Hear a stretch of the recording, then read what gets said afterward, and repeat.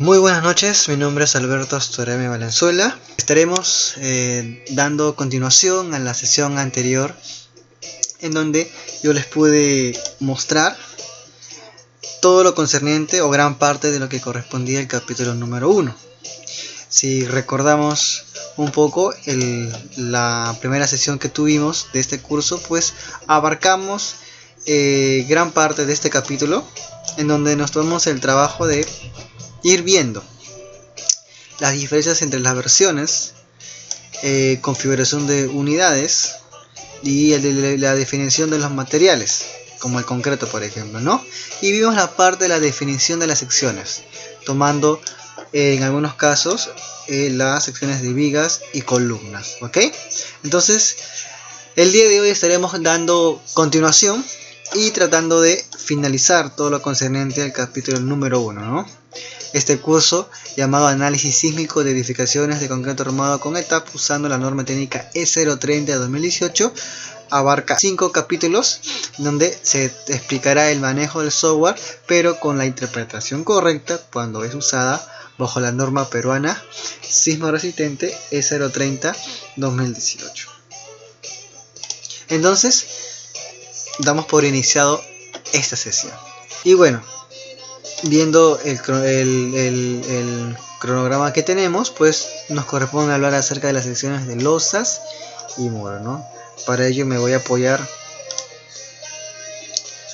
en esta aplicación que ya me conoce por todos nosotros, para hablar un poco acerca de ello, ¿ok? Entonces, recordad un poco, ¿no?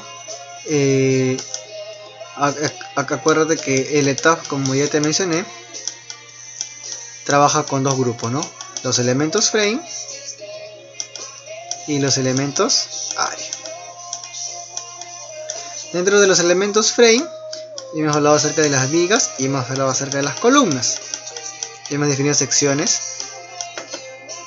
el día de ayer, el día de la sección que se dio.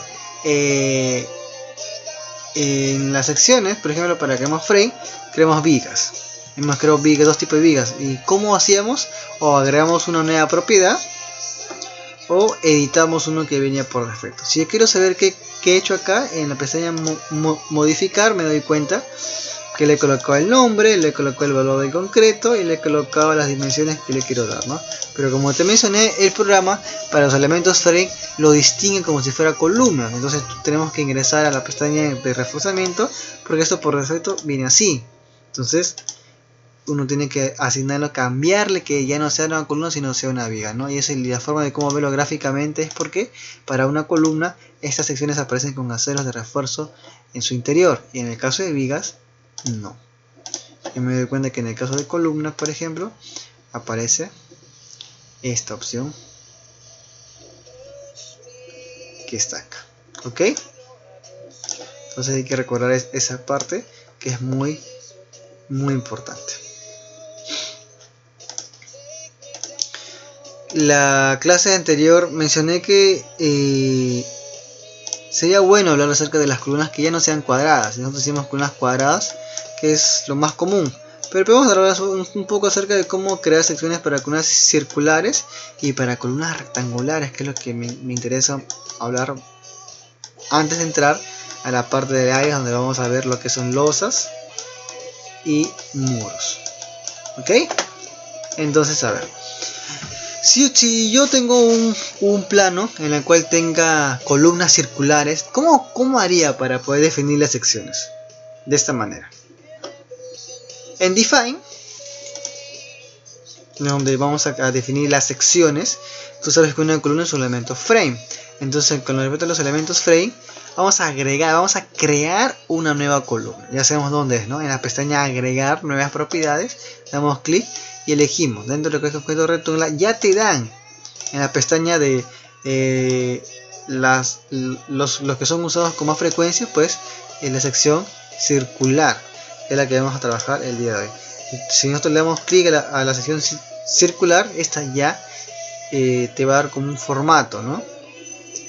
Que hay que tener en cuenta qué parámetros debemos cambiar de eso.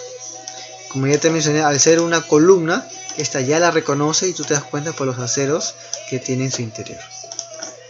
Acá es el nombre. Supongo que vamos a crear una columna de... ya no es una cuadrada. Entonces en columnas, lo que uno... si tengo una sección de una columna, perdón el dibujo, pero lo que importa en una columna es el diámetro. Entonces eso es lo que vamos a hacer en el etapas. Acá columna, supongamos que es un diámetro de una columna de diámetro 60 centímetros.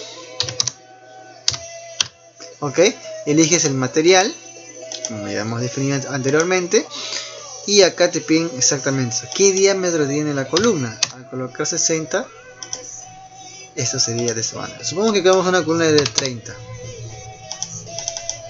Te das cuenta que este es un gráfico dinámico. Hay que dejar en 60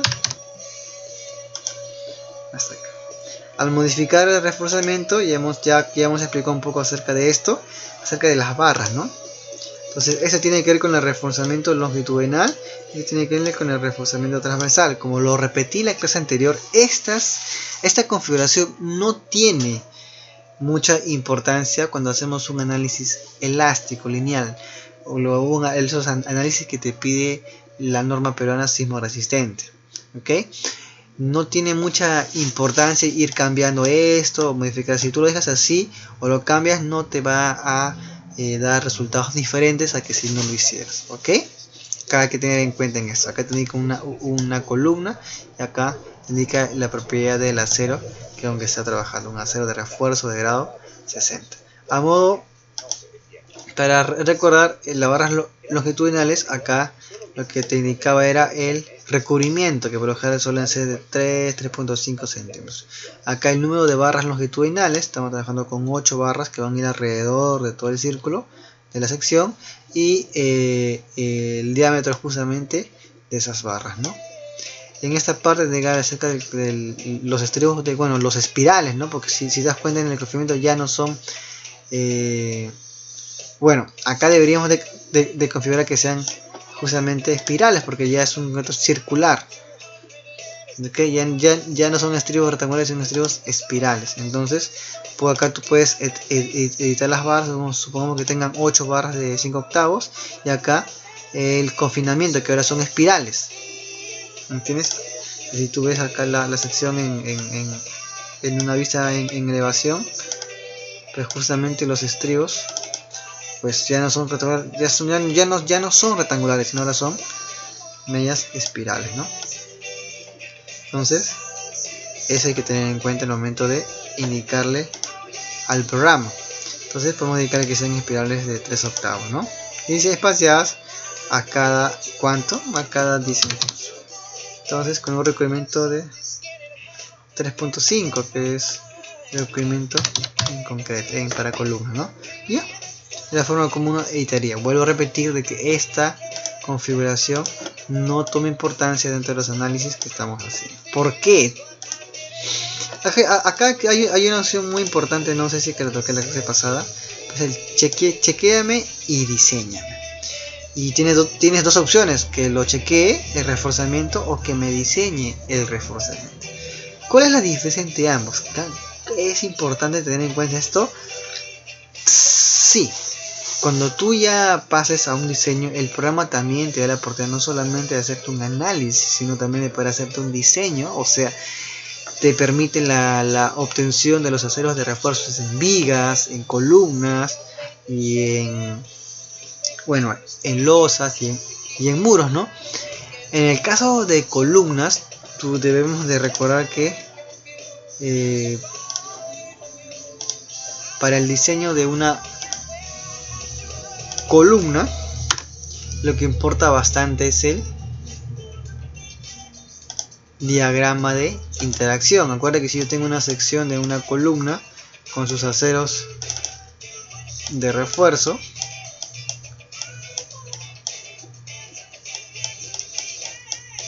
algo así, el tamaño de la sección con la cantidad de acero que tú lo has definido después de un análisis va a depender mucho de el diagrama de interacción que tenga justamente esa sección. El diagrama de iteración, que es de las combinaciones de las cargas P y M, va a depender mucho de la sección que le estamos dando. Toda esta franja de acá depende íntegramente del tamaño de la sección y del acero que tú le has creado, y los puntos de tu diseño tienen que estar adentro, ¿no? Una vez que estén adentro, indica que las combinaciones de carga que le has dado para esa columna van a soportar, es decir, la demanda es menor a la capacidad. La capacidad está dado por la sección de la columna y con sus aceros, y la demanda por las fuerzas externas, que a veces son combinaciones de carga tanto por gravedad como por sismo. Entonces, en el ETAG, cuando uno inicia o cuando quiere hacer un diseño, tienes dos opciones. Si tú le indicas que me refuerce o que me chequee el reforzamiento, ahí toma importancia esto que tú estás configurando. Cuando tú activas la opción chequeame el reforzamiento que tú le dices al programa, cuando voy a darte a ti la tarea de que me diseñes mis elementos estructurales, y entre esos están las columnas o las secciones de columnas que yo he creado, entonces con esta distribución de acero, tanto para los espirales como para como el longitudinal, como para los de reforzamiento, esta configuración que yo le estoy proponiendo, quiero que me chequees si con estos aceros y con esta sección se va a crear este diagrama de interacción. Chequéame si ese diagrama que se va a crear por la sección que yo le estoy dando y por los aceros que yo le estoy indicando, que ese diagrama que se va a crear va a ser suficiente para abarcar todas las caras externas que yo posteriormente le he asignado al modelo para encontrar resultados. Solamente sirve así. Pero si tú le dices no quiero que me cheques, quiero que me diseñes ya tú el acero de esta columna, el que tú le pongas, el que tú le indiques o no le indiques en toda esa zona que está acá, ya no tiene importancia, porque el programa ya no va a usar estos aceros que tú le estás proponiendo. Simplemente va a decir, yo te voy a indicar qué acero para mí como programa es más conveniente para generarte un diagrama de interacción.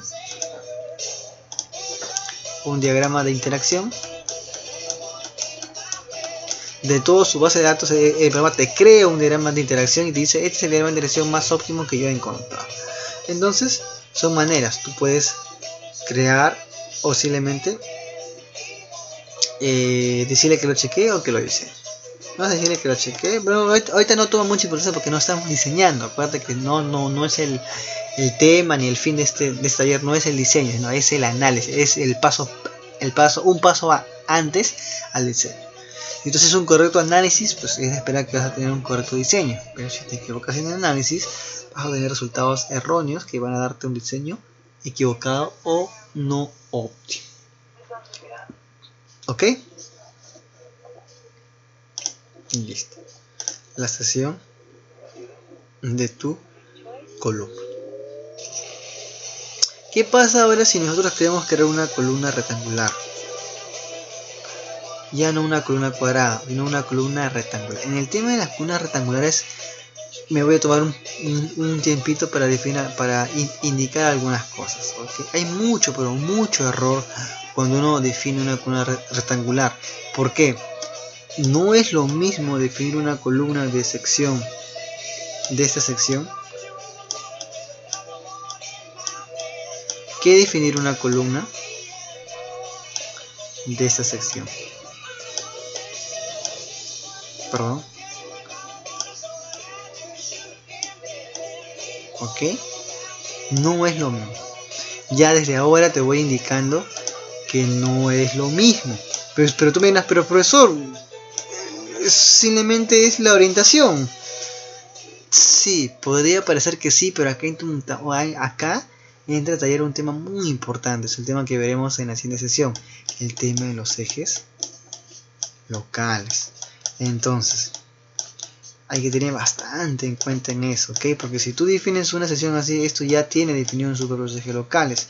Si tú dices que es la misma y simplemente lo que haces es rotarlo, también vas a rotar sus ejes locales y los resultados que deseas obtener por ejes locales van a ser diferentes. Entonces, ahorita no voy a entrar a tallar eso, pero lo voy a usar como modo de ejemplo cuando entremos al tema de los ejes locales, que es la sesión del capítulo número 2, ¿ok?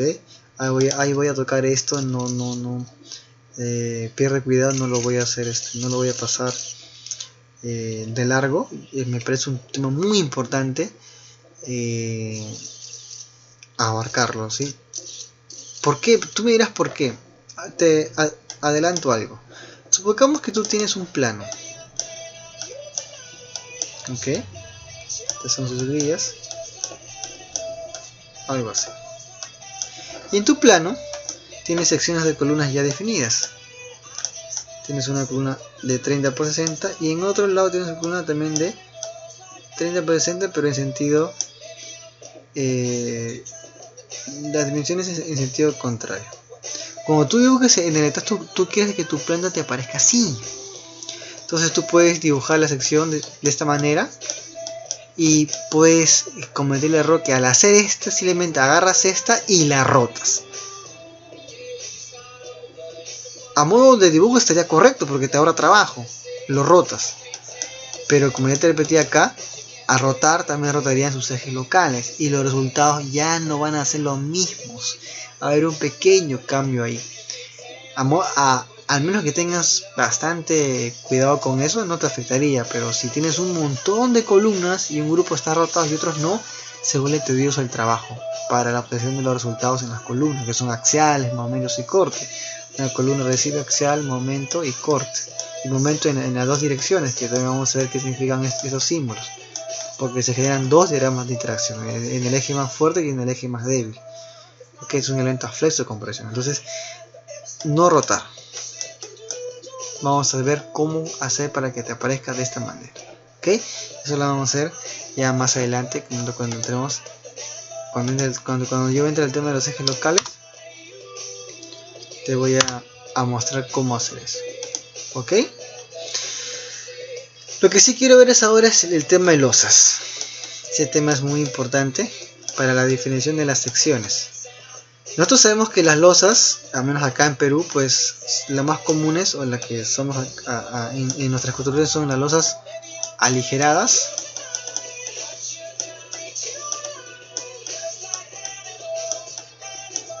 y las losas macizas.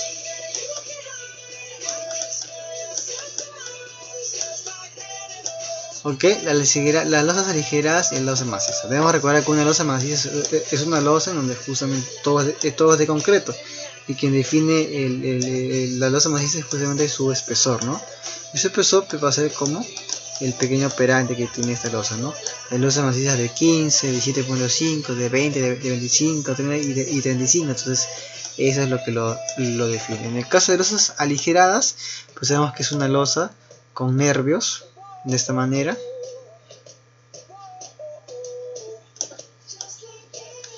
donde en la parte de su hueco, pues por decir así, está rellenado por lo general con bloques de ladrillo, ¿no? Ese también puede ser termopor. Entonces hay que aprender a cómo crear estas secciones en el etapa, ¿ok? El objetivo del día de hoy es hablar acerca de las losas macizas, porque es un poco más sencillo aligerar, ya que las aligeradas, tú sabes por tu teoría que las losas aligeradas pueden estar aligeradas en la dirección.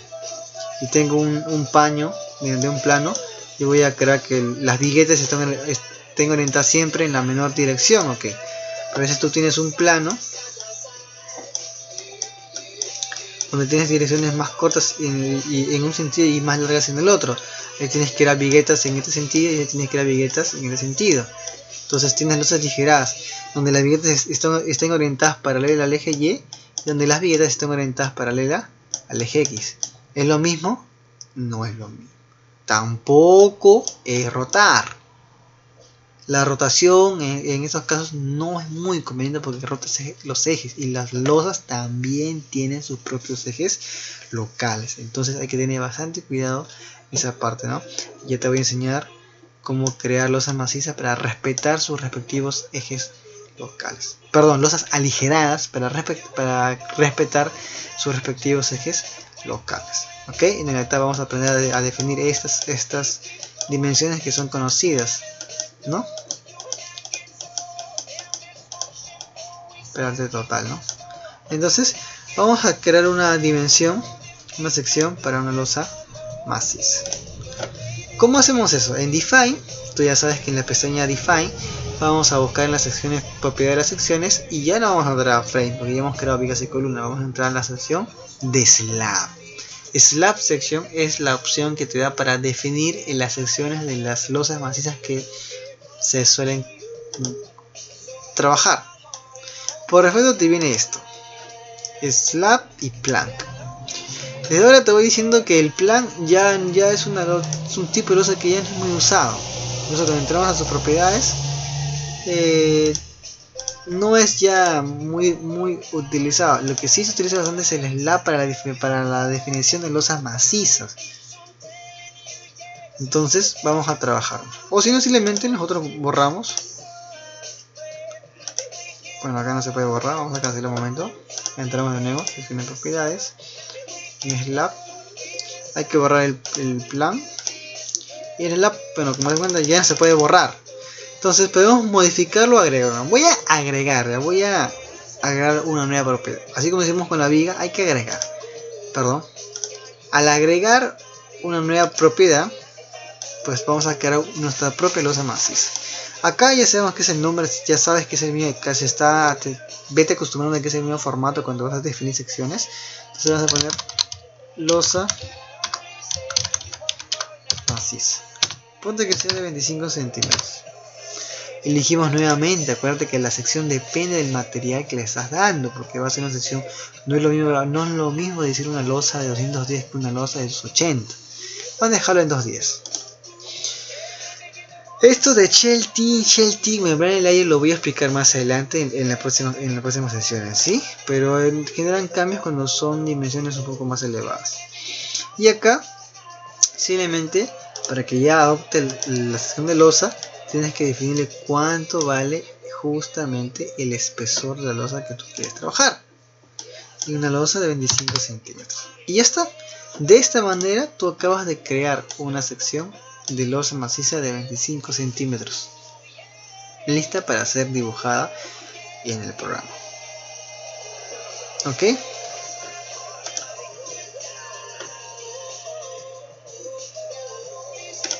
Ok. Borramos esto. Okay. Esta es la manera de cómo definir las losas macizas. No hay otra, es una forma muy sencilla de cómo definir losas macizas. Ok. Para el caso de losas aligeradas, aún no lo voy a explicar porque tendría que tocar parte del tema de los ejes locales y eso no es el objetivo de esta sesión. Así que las losas aligeradas la voy a tocar en la siguiente sesión, después de esta, para que lo entiendas claramente. Igual así como voy a hablar acerca de las columnas rectangulares y del no rotarlos, voy a tocar el tema de losas aligeradas y el de no rotarlos, ya que me parece un tema muy interesante y un error muy frecuente en muchas personas con las cuales yo he conversado. Así que lo vamos a ver en las siguientes sesiones. Bien, entonces con esta parte ya vimos la definición en las secciones en lo que tenemos que ver con losas.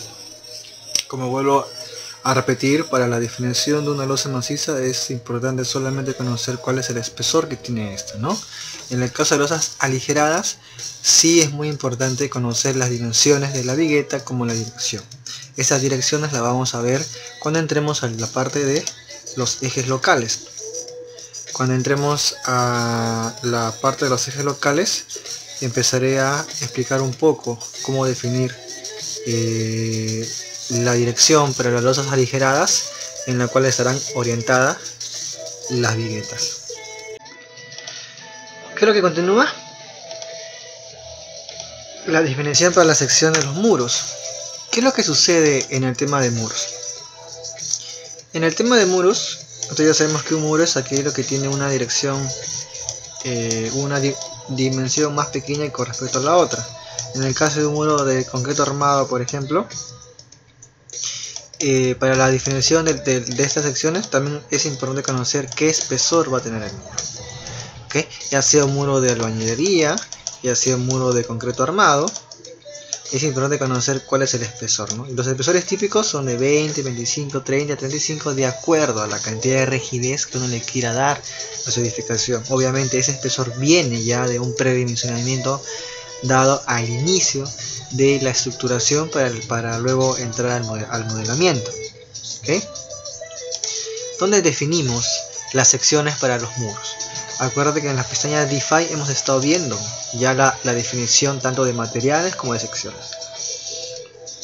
En el tema de secciones hemos visto ya para elementos frame y para elementos area en el tipo de losa maciza nada más. Esta opción de deck es para losa ligera, que también lo veremos en la siguiente sesión, porque requiero entrar al tema de los ejes locales. Para los muros es esta opción, Wall Section. Cuando yo activo esta ventana, por defecto el programa ya me trae creado un muro que lo asigna con la letra wall, con la palabra wall, perdón. Podemos agregar uno nuevo o modificar. Vamos a modificar. Le damos clic en la pestaña modificar y acá nos sale una interfaz que ya hemos estado conociendo y que ya se nos ha estado haciendo muy común. Entonces colocamos el nombre del muro, ¿no? Muro de 20 centímetros. Supongamos que es un muro de concreto armado, pero también puede ser un muro de albañilería. Entonces, como ya tú recuerdas, primero uno crea el material para luego asignarlo a la sección, ya que la sección va a adoptar el comportamiento que tiene el material, por decirlo así. Un muro de concreto armado o un muro de albañilería no se comportan de la misma manera. Hay que tener en cuenta esa indicación.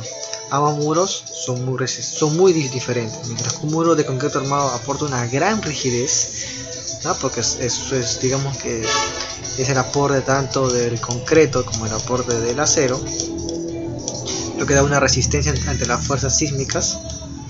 En cambio un muro de albañilería no. Un muro de albañilería es un muro portante, como se dice, que está para resistir tanto cargas de gravedad como de sismo, ¿no? Pero esta no contiene acero en su interior, salvo algunas hiladas para tratar de darle mayor rigidez, pero no es un material que digamos como el concreto armado, ¿no? Entonces tiene sus elementos de confinamiento, su viga solera, y tiene un comportamiento muy distinto. Quizás la finalidad sea la misma, ¿no? Dar rigidez, pero obviamente en comparación entre esos dos, un muro de concreto armado es mucho más rígido, por decir así, que un muro de albañilería. Entonces definamos, ¿no? Un muro de concreto armado, Shelting, ya lo voy a explicar también más adelante, y digamos que es un muro de 20. Indicando lo que es un muro de 20 en esta opción acá del espesor, ya el muro automáticamente adopta ese valor para su espesor. Damos OK y ya hemos creado un muro de albañilería, perdón, un muro de concreto armado de 20 centímetros. Entonces hasta aquí hemos estado viendo toda la parte de la que son las secciones. ¿Okay? Hemos terminado de ver esta parte de definir secciones tanto para vigas, columnas, losas y muros. ¿Ok?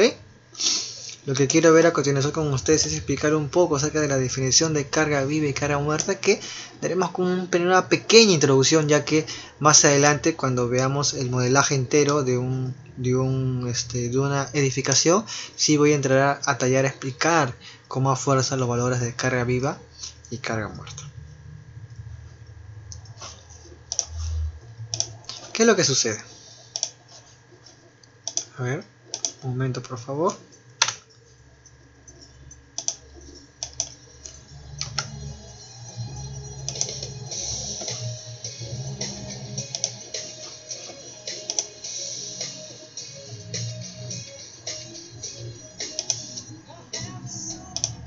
Hay algo que deseo que tengan en cuenta antes de entrar a la explicación de la carga viva y la carga muerta, es cuál es digamos el camino que uno toma cuando va a realizar un modelaje. ya hemos estado viendo algunas cosas, pero sería bueno tratar de sentar bien los inicios, ya que esto te va a dar una idea de por qué estás modelando y para qué estás modelando, ¿no? Cuando uno tiene la oportunidad de trabajar en proyectos estructurales en una oficina de cálculo, entonces se va a encontrar con diversas especialidades, ¿no? Creo que entre comillas decirlo así, la que tiene mayor afinidad a nosotros en el tema de edificaciones es la parte de arquitectura. Entonces, cuando uno gana un proyecto, o la empresa para la cual trabaja gana un proyecto que tiene el trabajo de realizar el diseño de una edificación dada, obviamente esto pasa por una serie de procesos, y eso es lo que quiero explicar en estos momentos. Lo primero que uno tiene, o lo que debe de tener, es el plano de arquitectura. Obviamente este plano de arquitectura, en la mayoría y en la totalidad de los casos, yo lo diría así, sería correcto de que lo elabore justamente un arquitecto. Ellos van a tener los conocimientos, la teoría de saber la distribución del área en planta, de los ambientes, la iluminación, los materiales, cuánta área se requiere, cuánta área no se requiere, la posición y todo eso que tiene que ver con su admirable carrera.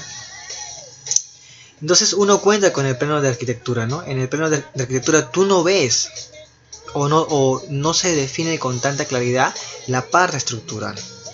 Entonces para que se realice un diseño estructural, como se dice, uno requiere del plano de estructuras. Porque con el plano estructural uno sabe la cantidad de elementos que van a ir, la cantidad de acero que va a ir y todos los detalles tanto en planta como en elevación de ese plano. El tema es cómo llegamos a un plano estructural partiendo de un plano de arquitectura. Ese es todo un proceso. En este taller nosotros no estamos viendo ni el inicio ni el final, estamos viendo el intermedio. ¿Por qué, profesor? Por lo siguiente: para llegar de un plano de arquitectura a un plano de estructura, uno pasa por una serie de pasos. Primero, uno tiene que estructurar. Hay un tema llamado la estructuración. ¿Qué cosa es la estructuración? La estructuración es el proceso, yo diría, más importante de todo esto que le estoy mostrando, ya que aquí están los criterios y toda la experiencia que tiene un ingeniero en la rama de estructuras, porque en la estructuración tú tienes un plano de arquitectura y tienes que llevarlo a un plano en donde, en base a lo que te dio el arquitecto, tú vas a saber en dónde ubicar los elementos estructurales, los más principales. Es decir, ubicar columnas, ubicar vigas y ubicar, en caso sea necesario, placas o muros de concreto armado. Entonces tú estás estructurando, no estás colocando dimensión. Es decir, acá todavía nosotros no sabemos qué espesor tendría la columna, qué espesor tendría el muro, qué dimensiones de sección tendría la viga. Aún no. Ese no es el fin de esta primera etapa, sino el fin es tratar de respetar en todo lo posible el plano de arquitectura e ir colocando la ubicación posible de los elementos estructurales para que éstas luego me puedan resistir cargas de gravedad y de sismo. Entonces, en base a un plano de arquitectura, lo que uno se va guiando y va viendo por dónde puedo pasar una columna. Quizás por acá puedo pasar una viga, si puedo pasar una viga peraltada, o si el ambiente no lo requiere, solamente puedo pasar una viga chata. Quizás por acá yo puedo cerrar trazando un muro de concreto armado. Esto me quita iluminación o no me quita iluminación. Todos esos detalles se desarrollan aquí. Yo pienso que en esa parte es muy importante lo que es el criterio estructural del especialista que está trabajando en ese momento. Una vez que uno ya ha elaborado un plano de estructuración, No es un plano de estructura, es un plano de estructuración, donde tú has ubicado, donde te sirve a ti para conocer dónde van a estar ubicados los elementos estructurales. Después de eso, uno pasa al siguiente paso, y en el siguiente paso ya hablamos acerca del predimensionamiento. Y en el predimensionamiento ya, ahora sí entramos un poco ya a lo que son las partes de los cálculos, ya que tú tienes la ubicación, no la ubicación definitiva, porque esto obviamente puede variar por los cálculos que vamos a hacer más adelante, pero sí un arranque, una base en la cual tú te vas a sustentar. Pero esos elementos ubicados no tienen dimensión aún. Entonces en esta etapa es donde tú comienzas a darle las dimensiones tentativas de esos elementos que has estructurado. Tienes que predimensionar vigas, tienes que predimensionar columnas, tienes que predimensionar muros y predimensionar losas, entre otros. Predimensionar vigas, como saber más o menos cuáles serían las dimensiones de las secciones tentativas para esta estructuración. De la columna de la misma manera. No estamos hablando de acero, estamos hablando de dimensiones. Recordemos que en nuestro curso de concreto armado, para poder encontrar más o menos el peralte de una viga, era la luz de esta viga entre un ratio de 10 a 12. Era una predimensión tentativa. Para la columna también necesitabas conocer cuánta carga hacía la vía, y esto viene obviamente de un metrado de cargas también tentativo, porque tú tienes que más o menos definir un área tributaria para la viga o un área tributaria para la columna. Puedes estimar una carga de quizás 1 tonelada por metro cuadrado, y pues con tus fórmulas de concreto armado puedes encontrar las dimensiones tentativas, porque obviamente estás usando valores también que no son muy exactos, pero ya te da una idea de cuánto pueden ser las dimensiones de tu viga y las dimensiones de tu columna.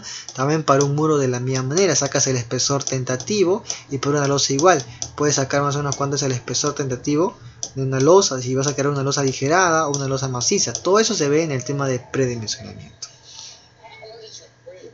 ¿Ok? Después de que tú has predimensionado, ¿qué es lo que sucede? Ya tienes un plano que tenga elementos estructurales que partir de un plano de arquitectura. Pero no solo eso, también tienes un plano que tiene ya las dimensiones tentativas de los elementos estructurales. Entonces tú tienes que pasar por la tercera fase. Esa fase es muy importante, y es aquí donde nosotros estamos centrados ahora. La parte del análisis estructural. ¿Ok? Si tú recuerdas en tus cursos de análisis, justamente dentro de lo que es la universidad, sabes que en ese curso a ti te enseñan a cómo resolver distintas ecuaciones para encontrar la respuesta de una estructura frente a las cargas externas. Pero esta estructura ya tiene unas dimensiones que ya se te han dado.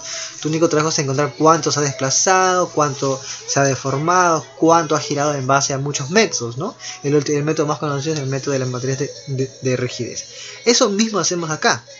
La diferencia es que nosotros ya no lo hacemos a mano, porque ahora los elementos ya no son pórticos ni son vigas pequeñitas. Es toda una estructura compleja. Es acá donde en el análisis uno se apoya de los programas de cómputo, como justamente son el ETABS y el SAP, entre otros. Entonces, ¿qué se obtiene de acá? Acá justamente entra ya lo que es el modelaje. Tú tienes que entrar a modelar la estructura, que ya sabes cómo van a estar ubicados sus elementos y cuánto es la dimensión de cada uno de esos elementos. Entonces tú creas el esqueleto de la estructura a través de un correcto modelaje. Entonces el modelar, en este caso que estamos viendo acá, lo estamos viendo con el ETABS, estamos aprendiendo a cómo hacer todo un modelo correctamente, siguiendo los parámetros de las normas que nos rigen acá en Perú. Pero termina en modelar, no. Modelar es el paso previo para llegar al análisis. Después de que tú has modelado, recién corres o realizas el análisis y obtienes los resultados que tú deseas. ¿Qué análisis realizo? Justamente la norma 030 te da la oportunidad de realizar dos tipos de análisis: el análisis estático y el análisis dinámico. Ambos te dan a ti la oportunidad de que obtengas resultados, quizá uno más conservador que el otro, pero el fin es obtener resultados. ¿Resultados de qué? De desplazamiento. Cuando viene un sismo, esto va a tener desplazarse. Y justamente el trabajo de las normas es darte límites, limitaciones de desplazamiento o de deriva, que vamos a ver más adelante cómo calcularlo, para que tú sepas que si lo que has modelado en base a las dimensiones y a la ubicación de los elementos estructurales que tú has elaborado, vas a saber si que ese desplazamiento máximo está dentro de lo que te permite la norma. Pero si tu desplazamiento global está fuera, ya sea por poco o por mucho, quiere decir de que está mal. ¿Está mal tu análisis? No, tu análisis está bien. Lo que está mal es o es el predimensionamiento o es la estructuración. Pero te vuelves al inicio, porque si no pasa, tienes que hacer de que pase. Quizás aumentar dimensiones, pero quizás ya la arquitectura no te lo va a permitir. No puedo ensanchar más una columna porque le quito espacio. Entonces tengo que quizás agregar más elementos en sitios en donde la arquitectura me lo siga permitiendo. Tratar de darle mayor rigidez, porque si algo si tiene un desplazamiento que se pasa los límites de la norma, quiere decir de que tu modelo quizás es muy flexible, y al rigidizarlo pues lo vuelves hacer de que tenga menos desplazamiento, pero para rigidizar o aumentas las secciones o aumentas cantidad de elementos estructurales. Muy bien, entonces esos son los pasos. Nosotros estamos ahorita centrados aquí en el análisis, estamos conociendo cómo hacer un correcto modelaje y cómo sacar los resultados e interpretarlos correctamente para cumplir con lo que dice la norma 030 de diseño sísmico resistente. No hemos visto todo eso porque no es la tarea o no es el objetivo de este curso. Yo les menciono eso para que ustedes tengan una idea, y si ya la has tenido, pues hacerte recordar, ¿no? De que es la manera, digamos, como el camino correcto que uno debería llevar para llegar a un correcto análisis. ¿Ahí termina todo, profesor? No, porque lo que tú quieres es el plano estructural. Que esto te sirve a ti, para tu memoria de cálculo y problemas, pero para construir algo requiere de planos. Y acá, si tú te das cuenta, hemos hablado de solamente secciones de puro concreto, no hemos hablado para nada del acero. Entonces, ¿qué pasa? En el cuarto paso, lo que uno ya hace, la parte final, lo que hace es el diseño. Lo que hace como diseño estructural, que seguro se escuchó ese término. En el diseño estructural solamente inicias esa etapa cuando has cumplido con la parte número 3. Has tenido un correcto análisis, has tenido unos correctos desplazamientos que están dentro de lo máximo. Ok, si quieres pues optimizar, quizás disminuyendo las dimensiones para quizás ver la parte de costos, ¿no? Pero si puedes quedarte con esa, estaría bien. Con el diseño estructural, tú ya tienes la parte de concreto, te falta el acero. Entonces con el diseño tú sacas el acero. ¿Recuerdan su curso de concreto armado? Cuando nosotros teníamos una viga y la cargábamos, el agente externo, la viga tenía una cierta sección. Sacábamos un momento máximo y ese momento máximo me servía para sacar ¿qué cosa? El acero que iba a haber en la sección de tu viga. Igual hacías para una columna, igual hacías para una placa. Entonces, con el diseño estructural, tú obtienes lo que es el acero de refuerzo, no el estructural, ¿eh? El acero de refuerzo, el acero que va a ir junto con el concreto para darle una adecuada resistencia y rigidez a la estructura. Entonces, obtienes el acero de refuerzo, y con el quinto paso ya realizas en el plano estructural, porque el plano estructural debe tener tanto las dimensiones de los elementos como el acero que va a ir en cada uno de los elementos. Una distribución del acero longitudinal y transversal para la viga, para la columna, para los muros, los aceros longitudinales y de temperatura para las losas, los aceros para la zapata, etc. Entonces todo esto es lo que uno generalmente hace al inicio en unas oficinas de cálculo estructural. Obviamente hay más cosas, muchas más cosas, porque hay análisis más avanzados que también se requiere de toda esta información. Digamos como que esta es la fase 1, toda esta es la fase 1 y faltaría la fase 2, ¿no? Que es un análisis no lineal, que es un análisis posterior a todo el diseño que ya has realizado. Quiero entrar ahora a tallar a la parte de lo que es las definiciones de las cargas, que es lo que quiero hacer el día de ahora. En el programa, bueno, en lo que es la ingeniería en sí, la ingeniería civil, hay dos conceptos que son muy importantes y hay que tenerlos siempre en cuenta. Es la demanda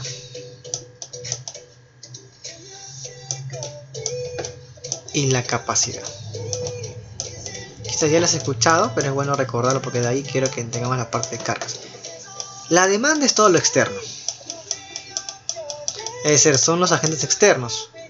En el caso de una estructura, pues serían las fuerzas, tanto las fuerzas por gravedad como las fuerzas por sí. Y la capacidad es algo inherente a la estructura, tú se la das.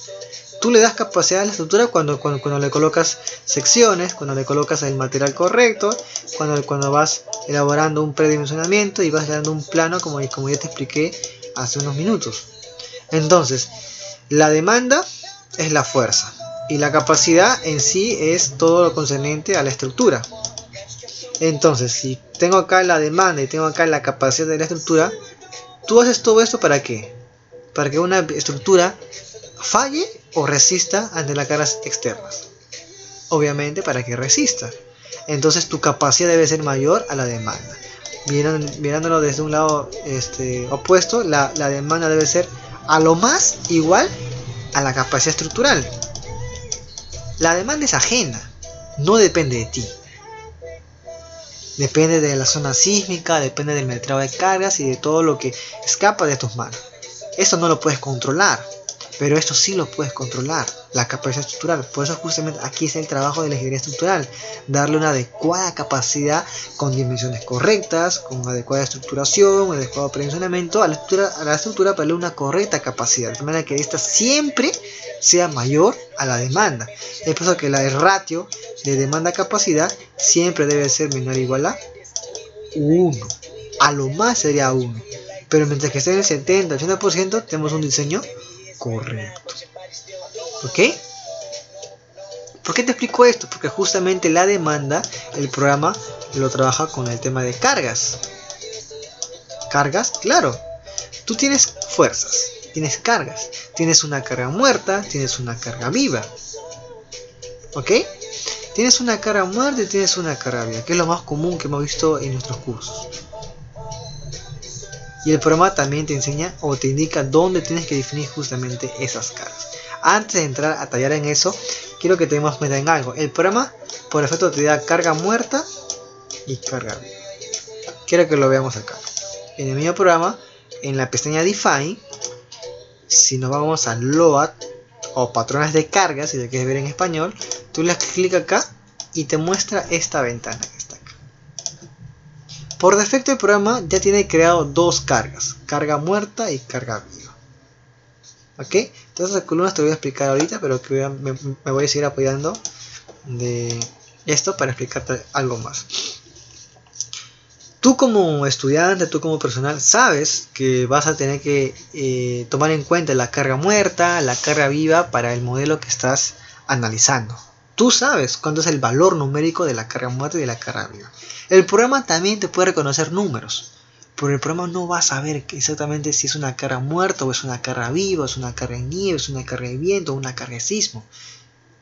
No lo sabe conocer. Tú sí lo sabes, pero el programa no. Tú tienes que hacer que el programa lo sepa. Para eso el programa crea los llamados patrones de carga. Y los patrones de carga son como los grupos o los paquetes en donde van a estar almacenados los distintos tipos de cargas. Es decir, hay un patrón para cada tipo de carga. ¿Ok? Entonces, si tú tienes una carga muerta, esta va a pertenecer a un patrón de carga muerta. Si tienes una carga viva, este va a pertenecer no a ese patrón, sino va a pertenecer a otro patrón, pero de carga viva. Si tienes una carga de sismo, va a pertenecer a un patrón de carga de sismo. Entonces, los patrones son como las nubes, son como los grupos que van a almacenar todo lo concerniente a un tipo de carga. Patrón de carga muerta va a agrupar, va a almacenar en su interior todo lo que es carga muerta.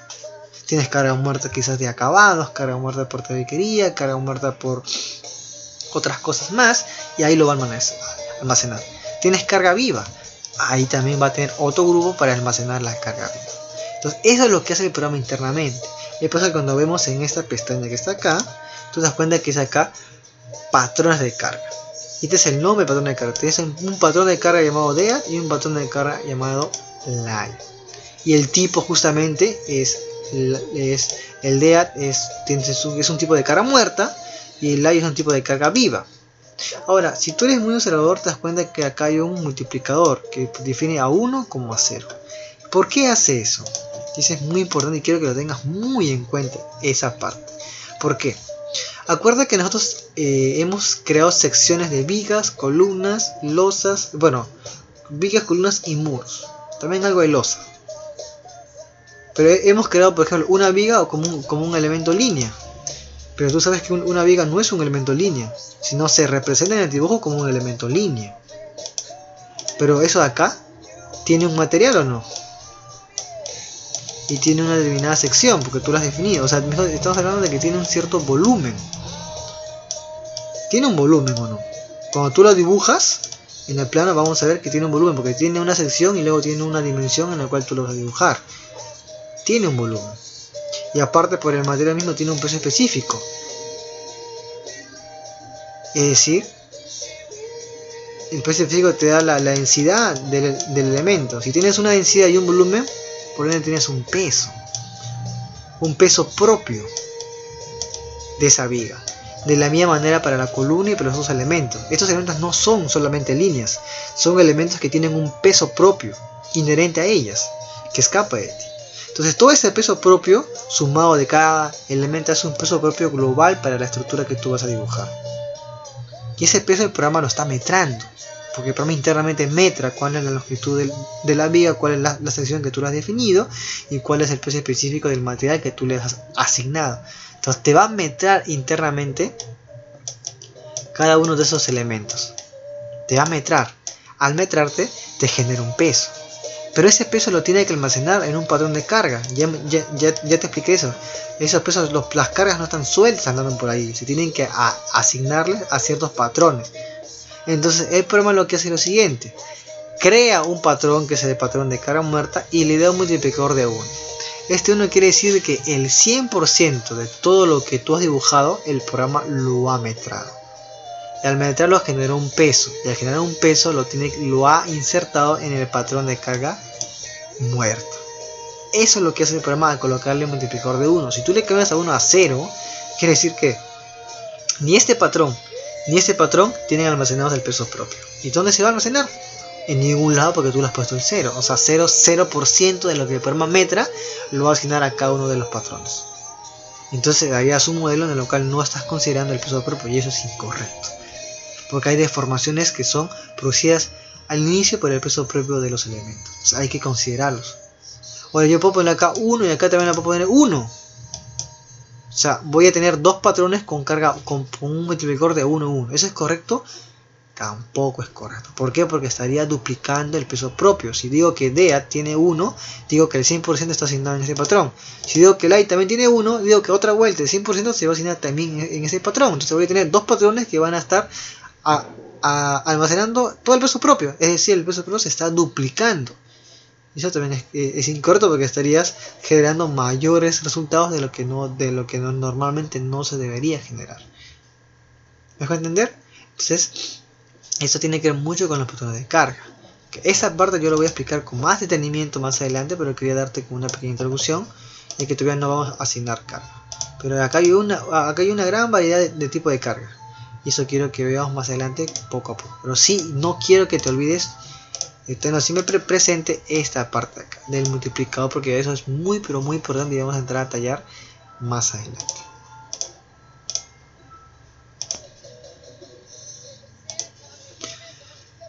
Entonces, recordemos que para definir patrones de carga, entramos a la pestaña patrones de carga, y acá puedes modificar, agregar, que eso te voy a explicar más adelante, pero sí quiero que tengas en cuenta lo que te he explicado el día de hoy.